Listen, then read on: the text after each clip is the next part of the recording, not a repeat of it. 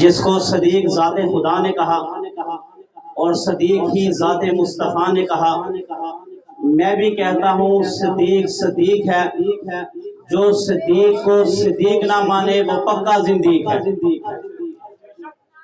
یہ تھے آپ حضرات کے سامنے بھائی محمد بلال ہاشمی، جو بہت ہی پیارے آواز اور انداز میں نبی پاک صلی اللہ علیہ وسلم کی سیرت اور حضرت صدیق اکبر رضی اللہ عنہ کا نام لیا۔ یہ کیسے ہو سکتا ہے کہ جہاں پر میرے محبوب کا ذکر ہو ساتھ ہی آپ کے چار یاروں کا ذکر نہ ہو؟ یہ تو خیانت ہوگی، یہ تو بے ایمانی ہوگی کہ اگر میرے محبوب صلی اللہ علیہ وآلہ وسلم کے یاروں کا ذکر نہ ہو۔ میرے محبوب کو اللہ نے جو یار دیے یہ ایسے یار تھے کہ میرے آقا کریم صلی اللہ علیہ وآلہ وسلم مکہ کی سرزمین پر کھڑے ہو کر جب اعلان کرتے تھے تو یہ یار دائیں بائیں آگے پیچھے کھڑے ہو جایا کرتے تھے۔ میرے صدیق کے کیا کہنے، میرے صحابہ کے کیا کہنے، صحابہ کرام رضوان اللہ علیہ مجمعین وہ عظیم ہستیاں تھی کہ میرے محبوب صلی اللہ علیہ وآلہ وسلم جب بدر میں گئے صحابہ آگے تھے، جب احد میں گئے صحابہ آگے تھے، جب مکہ میں آئے صحابہ آگے تھے، جب مدینہ میں تھے صحابہ آگے تھے۔ صحابہ پہ قربان جاؤں، صحابہ کی محبت پہ قربان جاؤں، صحابہ کی جرت پر قربان جاؤں۔ صحابہ میرے نبی سے اتنی محبت، اتنا پیار، اتنا الفت رکھتے تھے کہ میں قربان جاؤں۔ ایک جنگ ہے، تیر آ رہے ہیں، تیروں کی بارش ہو رہی ہے، میں قربان جاؤں ایک صحابی پر کہ میرے محبوب کے آگے ہاتھ پھیلائے کھڑا ہو گیا، آپ پر تیر لگ رہے ہیں مگر یہ صحابی نہیں ہٹ رہا، یہ صحابی بالکل بھی اپنی جگہ سے جنبش نہیں کر رہا۔ بتلانا یہ چاہ رہا تھا کہ اے لوگوں دیکھ لو کہ میرے محبوب پر جو تیر آئے گا یہ سب سے پہلے صحابی اپنے جسم پر کھا لے گا، نبی تک نہیں آنے دے گا۔ میں قربان جاؤں صحابہ پر۔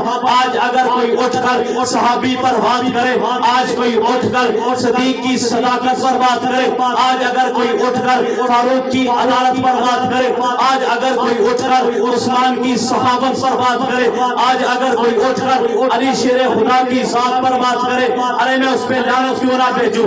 یہ میرے نبی کے وہ یار تھے کہ جنہوں نے میرے نبی کو کسی حالت میں نہیں چھوڑا۔ آج اگر تیری فصل پک جائے تو محنت کرے، تیرا پھل تیار ہو جائے، تو یہ لوگوں کو بتائے کہ میں نہیں جا سکتا، میں نماز کے لیے سے نہیں جا سکتا، میری دکان پر گاہک کھڑا ہے میں سے نہیں جا سکتا، رات عروج پر ہے۔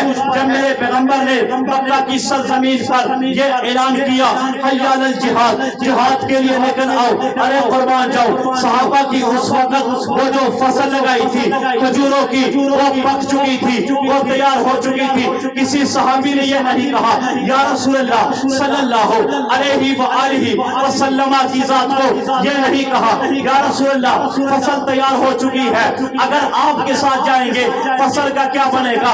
کسی نے یہ نہیں کہا یا رسول اللہ میرے چھوٹے چھوٹے بچے ہیں، ان بچوں کا کیا بنے گا اگر آپ کے ساتھ میں جہاد میں چلے جاتا ہوں؟ کسی نے یہ نہیں کہا یا رسول اللہ میرے بچے بھی چھوٹے ہیں، ان کو کما کر کون دے گا؟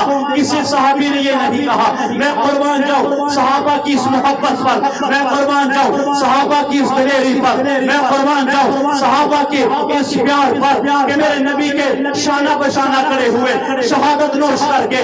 آج اگر دنیا میں اگر کوئی مرتا ہے تو وہ کہتا ہے کہ ہائے ہائے میں مر گیا، میرا تجارت رہ گئی، میرا پیسہ رہ گیا، میرا یہ فنا جائیداد رہ گئی۔ اگر میں قربان جاؤں نبی کے ان صحابہ پر، نبی کے ان یاروں پر، نبی کے ان جانثاروں پر، نبی کے ان گداروں پر، جب ان کی جان نکلتی ہے نبی کے محبت کے ساتھ، نبی کے نام پر جان نکلتی ہے تو یہ نہیں کہتے ہم برباد ہو گئے، بلکہ کہتے ہیں فزت برب الکعبہ، رب ذوالجلال کی قسم ہم کامیاب ہو گئے۔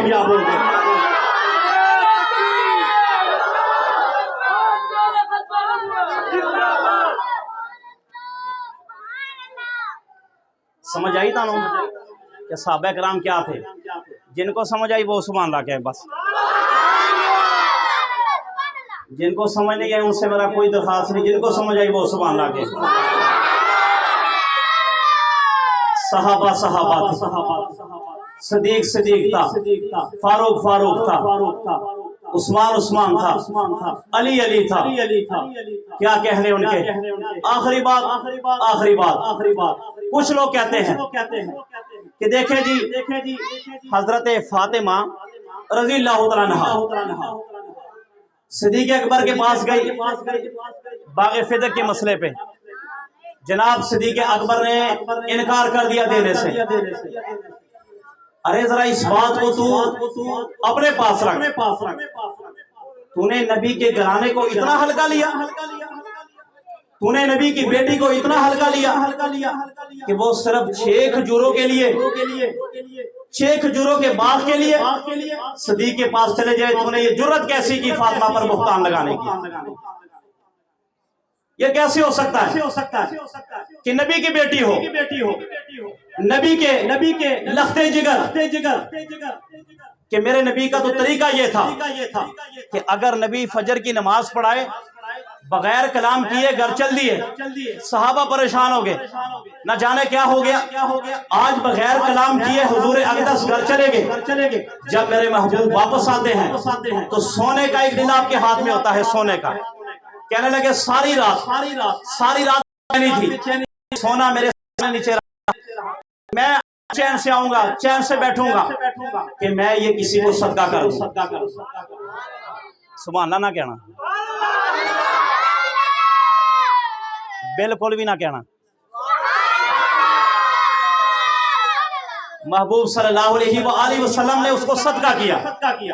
آج ہم سونا چھپائے، دولت چھپائے، مگر میرے حضور ظاہر کریں لوگوں کو دے، اور پھر وہ نبی کی بیٹی، نبی کے لختے جگر، وہ نبی کی بیٹی کہ اگر وہ آئے نبی استقبال کے لیے کھڑا ہو جائے، اگر وہ آئے نبی کالی کملے نیچے زمین پر بچھا کر اس کو بٹھائے، وہ نبی سفر پر آئے فاطمہ کو مل کے جائے، واپس آئے فاطمہ کو مل کے جائے، مشورہ کرے فاطمہ سے، کرے بات کرے فاطمہ سے، کرے سینے سے لگائے فاطمہ کو، لگائے دنیا سے آخری وقت ہے تو فاطمہ کو سینے سے لگایا۔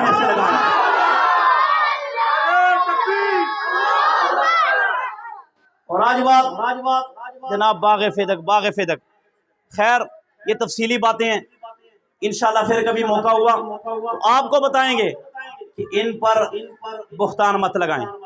یہ وہ پاک ہستیاں، فاطمہ تو وہ عظیم ذات، وہ عظیم کہ قیامت کا دن ہوگا۔ حنیف ملتانی صاحب رحمۃ اللہ علیہ لکھتے ہیں کہ قیامت کا دن ہوگا، اعلان ہوگا کہ جتنے بھی نبی ہیں، جتنے بھی صحابی ہیں، جتنے بھی ولی ہیں، جتنے بھی مفسر ہیں، جتنے بھی مدبر ہیں، جتنے بھی عالم ہیں، جتنے بھی حافظ ہیں، سارے آنکھیں جھکا لو۔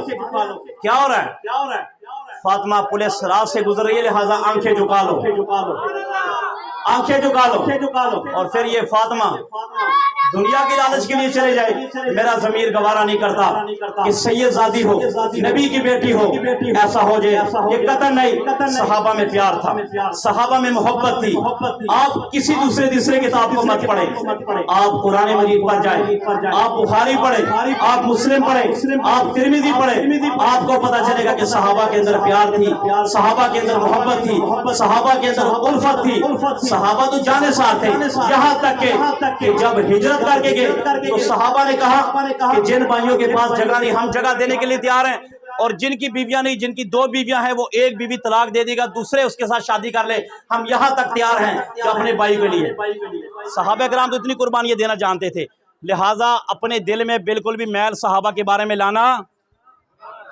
نہیں لانا، چاہے وہ حضرت امیر معاویہ ہو، چاہے حضرت صدیق اکبر ہو، کوئی صحابی ہو، ادنا سے ادنا صحابی ہو، آپ ان کو قطعاً اپنے دل میں ان کے بارے میں میل نہیں لا سکتے، قطعاً نہیں لا سکتے۔ اب میں بلا تاخیر اپنے برادر مکرم حضرت علامہ مولانا قاری محمد سلیمان اوان صاحب کو عظمت قرآن کے عنوان پر ملتمسوں سے کہ وہ تشریف لائے اور عظمت قرآن کے عنوان سے عوام کے سینوں کو منور فرمائے۔ جناب قاری محمد سلیمان اوان صاحب، ماشاءاللہ قاری رمضان صاحب تشریف لا چکے ہیں۔ اسی طرح ابراہیم کلونی کے بہت ہی مسجد کی خدمت کرنے والی دادا کا نباش جناب مولانا قاری محمد حاضر خان فریدی صاحب بھی تشریف لا چکے ہیں. اللہ ان کا آنا اپنی بارگاہ میں قبول فرمائے.